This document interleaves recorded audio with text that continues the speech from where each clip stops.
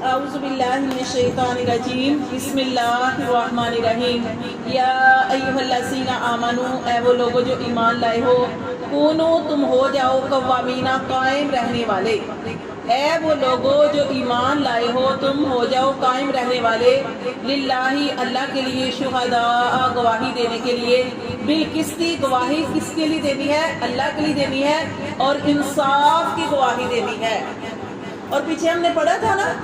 کہ گواہی دو خواہ وہ گواہی تمہاری اپنی جانوں کے خلاف ہے خواہ وہ گواہی تمہارے والدین کے خلاف ہے قرابت والوں کے خلاف ہے لیکن آپ نے کیا کرنا ہے حق کی گواہی دینی ہے اور یہ بھی ہم نے پڑھی تھی ایک صورت کہ اگر کوئی غریب ہے اور آپ سوچ رہے ہیں کہ نہیں میں اس کے خلاف گواہی نہیں دوں گی یا اس کے خلاف گواہی نہیں دوں گا یہ تو آگے بہت غریب ہے اگر میں اس کے خلاف گواہی دی تو یہ تو پھنس جائے گا یا پھنس جائے گی عورت کا اگر معاملہ ہے لیکن اللہ تعالیٰ فرماتے ہیں نہیں آپ نے یہ چیز نہیں دیکھنی اگر کوئی امیر ہے اس سے ڈرتے ہوئے اس سے خوفزدہ ہوتے ہوئے آپ نے بے انصافی کا معاملہ نہیں کرنا آپ نے حق کی گواہی دینی ہے کیونکہ اللہ تعالیٰ فرماتے ہیں اللہ دونوں کا خیر خواہ ہے اگر کوئی غریب ہے حق کی گواہی دیں اگر وہ غلط ہے اسے غلط کہیں اگر وہ صحیح ہے اسے صحیح کہیں اسی طرح کوئی امیر ہے تو اس سے ڈرتے ہوئے کہ نہیں میں اس کے خلاف گواہی نہیں دوں گی ایسی بات نہیں کرنی چاہیے بلکہ اللہ تعالیٰ نے فرمایا کہ اے لوگو جو ایمان لائے ہو قوامین للہ شہداء قائم ہو جاؤ اللہ کے لیے تم نے گواہی دینی ہے اور گواہی دو بالقسط انصاف کے ساتھ ولا یجرمنکم اور نہ آمادہ کرے تمہیں شنآن دشمنی قوم کسی قوم کی اللہ اس بات پر اللہ تعدلوا کہ تم عدل نہ کر سکو کسی کی دشمنی اس بات پر تمہیں آمادہ نہ کرے کہ تم عدل نہ کر سکو دیکھیں عدل کا کیا مطلب ہے عدل کا مطلب ہے انصاف انصاف کا مطلب ہے عدل کا مطلب ہے کہ جس کا جو حق بنتا ہے اس کو پورا پورا دینا جس کا جو حق بنتا ہے اس کو پورا پورا دینا جیسے ایک صحابی تھے انہوں نے اپنے ایک بیٹے کو تحفہ دیا ایک بیٹے کو تحفہ دیا ان کی والدہ دیندار تھی سمجھدار تھی نبی صلی اللہ علیہ وسلم کا زمانہ تھا کہنے لگی آپ نے اپنے بچوں میں سے صرف ایک کو تحفہ دیا ہے باقی کو نہیں دیا میں اور اس وقت تک جب تک یہ معاملہ نبی صلی اللہ علیہ وسلم کے پاس نہیں جاتا تب تک اس معاملے کو چھوڑیں اور بیٹے نے بھی کہا کہ میں اس وقت تک نہیں لوں گا جب تک کہ نبی صلی اللہ علیہ وسلم سے نہ پوچھا جائے تو جب نبی صلی اللہ علیہ وسلم کے پاس گئے تو آپ نے فرمایا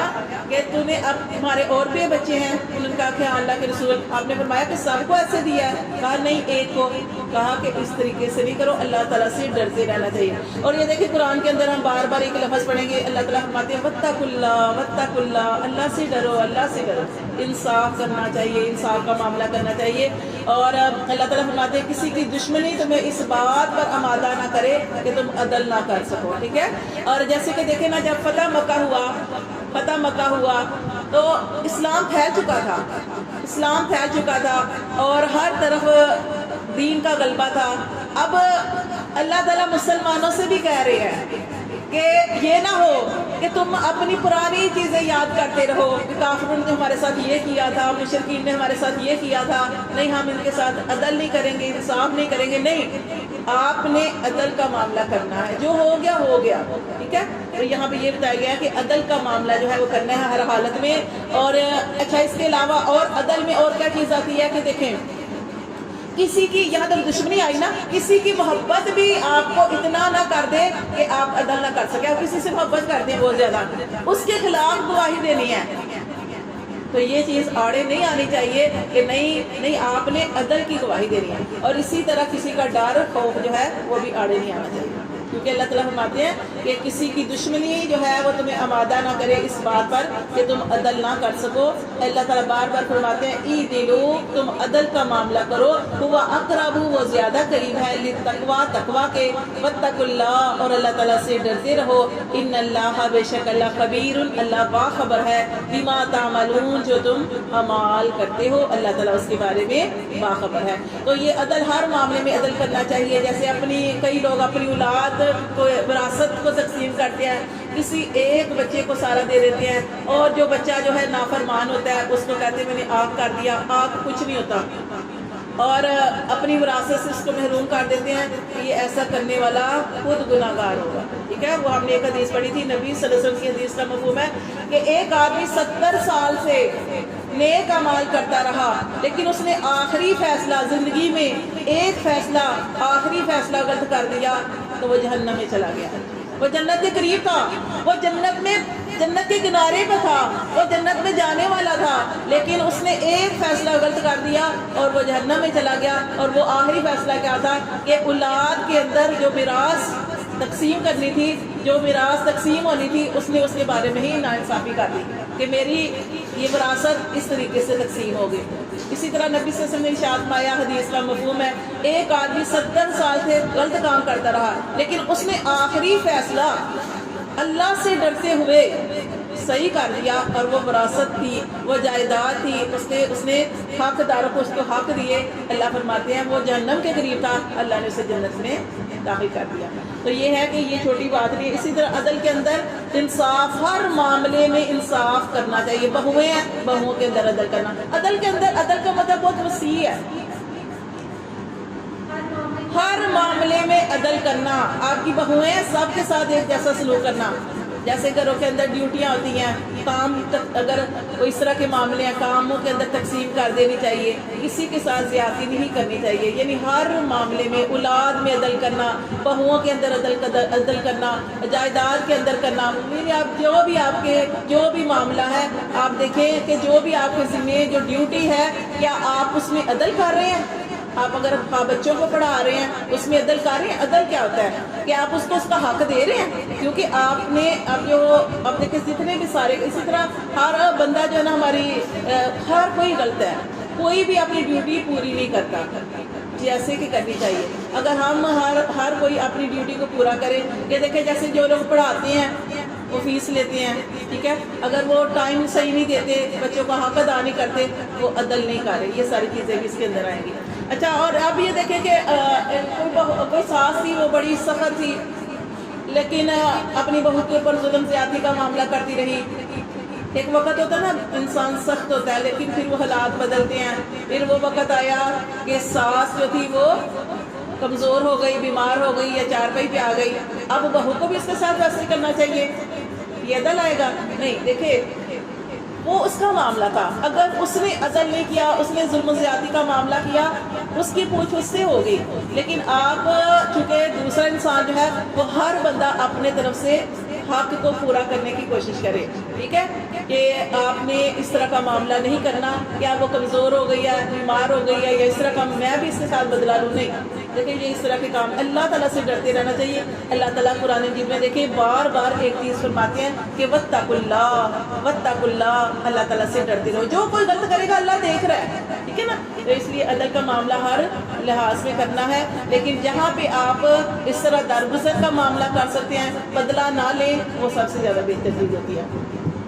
اللہ تعالیٰ فرماتے ہیں کہ جو بھی تم اعمال کرتے ہو, اللہ تعالیٰ تمہارے سارے اعمال کو دیکھتا ہے, باخبر ہے. وعد اللہ الذین آمنوا, ہاں اللہ تعالیٰ کا وعدہ ہے ان لوگوں سے جو ایمان لائے, وعملوا الصالحات, اور جنہوں نے اچھے اعمال کیے, لہم مغفرات, ان کے لیے اللہ کا بخشش کا وعدہ ہے, واجر عظیم, اور بڑے اجر کا وعدہ ہے. والذین کفروا, اور وہ لوگ جنہوں نے کفر کیا یعنی انکار کیا, اللہ کی بات کو نہیں مانا, وکذبوا, اور جھٹلایا بھی, خود بھی نہیں مانا اور جھٹلایا بھی آیاتنا, اللہ کی آیات کو, اولئک, یہی لوگ ہیں, اصحاب الجحیم, جو جہنم والے ہیں. یا ایھا الذین آمنوا اذکروا, اے وہ لوگوں جو ایمان لائے ہو, یاد کرو نعمت اللہ, اللہ کی نعمتوں کو, علیکم, اپنے اوپر, اللہ کی نعمت کو اپنے اوپر یاد کرو. اس ہمہ, جب ارادہ کیا تھا, قومن, ایک قوم نے ارادہ کیا تھا, ان یبسطوا, کہ وہ پھیلائیں گے, الیکم, طرف تمہاری, ایدیہم, اپنے ہاتھ. ایک قوم نے ارادہ کیا تھا کہ وہ تمہاری طرف اپنے ہاتھ پھیلائیں گے, فکفا ایدیہم عنکم, تو اللہ نے روک دیے ان کے ہاتھ تم سے. یہاں پہ نبی صلی اللہ علیہ وسلم, اس کے بارے میں مختلف جگہ پہ مختلف تفسیر آتی ہے, تو ہم ایک دو میں آپ کو بتا دیتی ہوں. کہ ایک دفعہ نبی صلی اللہ علیہ وسلم کسی سفر میں تھے, اور آپ صلی اللہ علیہ وسلم سفر میں تھے, اور آپ صلی اللہ علیہ وسلم تھک گئے, تو ایک جگہ پہ صحابہ کرام نے کہا کہ اللہ کے رسول, ہم یہاں پہ درخت ہے, یہاں پہ ہم تھوڑا سا آرام کر لیتے ہیں. تو آپ صلی اللہ علیہ وسلم بھی چونکہ تھکے ہوئے تھے, آپ صلی اللہ علیہ وسلم نے فرمایا کہ ہاں یہاں پہ ہم تھوڑا آرام کر لیتے ہیں. آپ صلی اللہ علیہ وآلہ وسلم ایک درخت کے نیچے, وہاں پہ تھوڑی چھاؤں تھی, تو وہاں پہ آپ صلی اللہ علیہ وسلم لیٹ گئے اور آپ صلی اللہ علیہ وسلم نے اپنی تلوار درخت کے ساتھ لٹکا دی. درخت کے ساتھ لٹکا دی تو آپ صلی اللہ علیہ وسلم اپنی آنکھیں بند کیے لیٹے ہوئے تھے. ایک شخص آیا, اس شخص نے وہ تلوار جو لٹکی ہوئی تھی نبی صلی اللہ علیہ وسلم کی, اس کو پکڑ لیا اور کہا کہ آپ کو مجھ سے کون بچائے گا, اللہ کے رسول آپ کو مجھ سے کون بچائے گا. دشمن تھا دین کا, کافر تھا. تو آپ صلی اللہ علیہ وسلم نے ایک بات کہی, آپ نے فرمایا اللہ, بس اللہ کا ہے. تو اس آدمی کے اتنا زیادہ خوفزدہ ہوا, ہیبت طاری ہوئی. اسلام کی بہت بڑی ہیبت ہے, اور تھے ادھر نبی صلی اللہ علیہ وسلم تھے. تو کہا کہ اللہ کے رسول نے کہا مجھے اللہ بچائے گا. اس آدمی کے ہاتھ سے تلوار گر گئی. پھر آپ نے پکڑ لی, آپ نے فرمایا اب تو بتا تجھے کون بچائے گا. تو وہ کیا کہتا, وہ اللہ پہ یقین نہیں رکھتے. ہم نے پڑھا نا کہ مسلمانوں کا یقین اللہ کی ذات پہ ہے, وہ اللہ سے دعائیں کرتے ہیں, اللہ سے امید رکھتے ہیں. کافروں کی کوئی امید نہیں ہے, وہ کہاں کس سے مانگے. وہ تو اپنے, ہم نے پڑھا قرآن مجید کے اندر کہ کافر لوگ تو ایسے ہوتے ہیں کہ اپنے بتوں کو پکارتے ہیں, لیکن جیسے سمندر کے اندر ہوتے ہیں, کشتی جو ہے اس کے اندر موجیں آ جاتی ہیں, موجیں ہر طرف پانی کی موجیں ہوتی ہیں اور کشتی ڈولنے لگتی ہے, اس وقت اپنے بتوں کو بھول کے کہتے ہیں اللہ تو ہمیں بچائے گا. وہ اپنے بتوں کو چھوڑ دیتے ہیں. تو ہماری محبت اللہ سے ایسی نہیں ہونی چاہیے. کیونکہ ایک آدمی تھا, وہ نبی صلی اللہ علیہ وسلم کے پاس آیا, اس نے کہا اللہ کے رسول کوئی وصیت کرے, کوئی نصیحت کرے. آپ نے فرمایا اللہ ایک ہے اور اسی بات کو مضبوطی سے پکڑ لو. یہ چھوٹی سی بات ہے نا, اللہ کو مضبوطی سے پکڑ لو, لیکن یہ پوری بات ہے, یعنی ہر چیز اس کے اندر آ گئی ہے کہ حالات کیسے بھی آئیں, خوشی کے آئیں, غمی کے آئیں, اولاد ہے نہیں ہے, آپ کے مال کے اندر نقصان ہو گیا یا بیماری ہی بیماری ہے آپ کے گھر میں, آپ نے پریشان نہیں ہونا. اللہ کو جب آپ نے مضبوطی سے پکڑ لیا, اللہ آپ کو اس کا ضرور اجر و ثواب دے گا. بیماری ہے, بیماری میں بھی آپ اگر اللہ کے اوپر امید رکھیں گے اور یہ کہیں گے اللہ تیرا شکر ہے میں کہیں سے بہتر ہوں, کتنے لوگوں سے بہتر ہوں. اگر میں بیمار ہوں تو وہی بات ہے, میں چل تو سکتی ہوں, میں ہسپتال میں تو نہیں ہوں, مجھے ڈریپ تو نہیں لگی ہوئی, مجھے خوراک کی نالی تو نہیں لگی ہوئی, مجھے پیشاب کی نالی تو نہیں لگی ہوئی. اپنے حال پر اللہ کا شکر ادا کریں. اور جب آپ اللہ کا شکر ادا کرتے ہیں نا, تو نبی صلی اللہ علیہ وسلم کی ایک حدیث ہے جس میں آپ صلی اللہ علیہ وسلم نے ارشاد فرمایا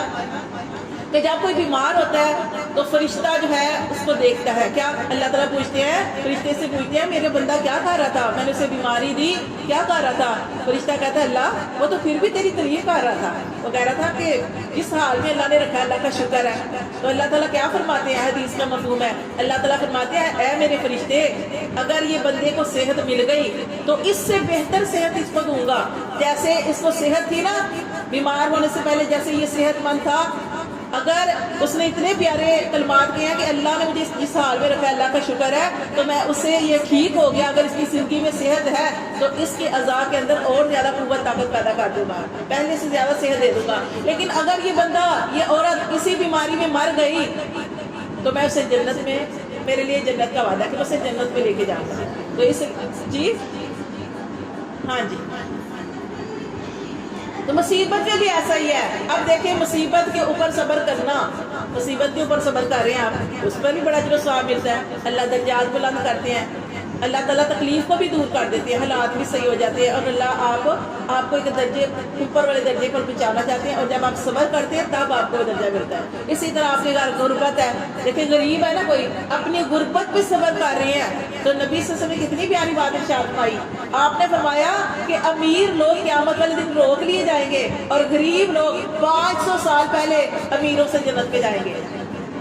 جو اپنی غربت پہ صبر کرے گا کوئی بات نہیں, یہی کہے الحمدللہ علی کل حال, اللہ تیرا شکر ہے, اللہ تُو نے جس حال میں رکھا ہے اللہ تیرا شکر ہے. کیونکہ ہم تو مال کرتے ہیں ضائع کر دیتے ہیں, تو اللہ کا ہر حال میں شکر ادا کرنا چاہیے. اپنی غربت کے اوپر آپ صبر کر رہے ہیں اور کہہ رہے ہیں اللہ, پھر بھی اللہ کی طرف ڈور گائی ہوئی ہے کہ اللہ تعالیٰ تو ہی ہماری اس پریشانی کو, ہمارے غم کو, اس تکلیف کو, اس غربت کو دور کرے گا, تو اللہ انشاءاللہ تعالیٰ آپ کے حالات بھی درست کر دیں گے. اور وہ حدیث بھی آپ نے اپنے ذہن میں رکھنی ہے کہ کتنی پیاری. اور دیکھیں نبی صلی اللہ علیہ وسلم جو تھے, کافر کہتے تھے کہ آپ کیسے اللہ کے نبی ہیں, آپ کے پاس تو سونے کے پہاڑ نہیں ہیں, آپ تو کھاتے ہیں, آپ پیتے ہیں, آپ تو غریب ہیں. ہمارے نبی صلی اللہ علیہ وسلم کے پاس تو مال نہیں تھا، کتنے کتنے دن کھانے کے لیے نہیں ہوتا تھا. جب آپ صلی اللہ علیہ وسلم کا وصال ہوا اس دنیا سے، آپ صلی اللہ علیہ وسلم گئے ہیں نا، آپ نے اپنی زیرہ کیا دیا؟ جنگی لباس. آپ نے اپنی جنگی لباس جو زیرہ تھی، جب جنگ میں نکلتے وہ پہن کے جاتے تھے. آپ کے گھر کتنے دنوں سے کھانے کے لیے کچھ نہیں تھا، آپ نے اپنی وہ زیرہ ایک یہودی کو دی تھی، اور یہودی سے جو لے کے آئے ہوئے تھے، اور وہ گھر کے کھانے کے لیے کچھ نہیں تھا، وہ جو وغیرہ لے کے آئے ہوئے تھے. اور پھر وہ حضرت عائشہ اور باقی جو آپ صلی اللہ علیہ وسلم کے ازواج کہتی ہیں کہ نبی صلی اللہ علیہ وسلم اس دنیا سے چلے گئے، اور ہم نا اس کے اندر سے گلہ نکالتی اور پکاتی، چکی سے وہ پیستی اور پکاتی رہی. اتنی دیر گزر گئی، وہ جو اندر ہمارا گلہ تھا وہ ختم نہیں ہو رہا تھا. ہم نے سوچا کہ کتنا نبی صلی اللہ علیہ وسلم نے لے لیا ہوگا، کیونکہ نبی صلی اللہ علیہ وسلم تو کبھی بھی صاحب وسعت نہیں رہے، ہمیشہ ایسے ہی رہے ہیں، تنگ دست ہی رہے ہیں، کبھی اتنا ہوتا ہی نہیں تھا. لیکن زوجہ نے کہا کہ دیکھیں تو صحیح کتنا اس کے اندر ہے کہ ختم ہی نہیں ہو رہا. لیکن جیسے انہوں نے ڈھکن اٹھایا، کیونکہ اس سے پہلے وہ ایسے تھوڑا سا کر کے نکال لیتی تھی